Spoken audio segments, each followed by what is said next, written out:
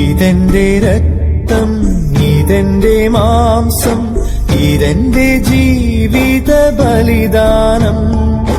വേർപ്പു കലർന്നു കലങ്ങിയ ചോര ചോപ്പിൽ സന്ധ്യ ചുവക്കുമ്പോൾ ഉയിരു തരുന്നു ഞാൻ പ്രിയജനമേ, എടുത്തുകൊള്ളൂ മതിയോളം.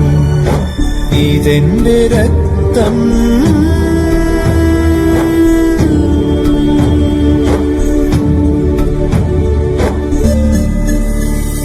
ഓരോ മുറിവിലും ഓരോ സ്വർഗം നിറച്ചു വെച്ചു നിങ്ങൾക്കായി.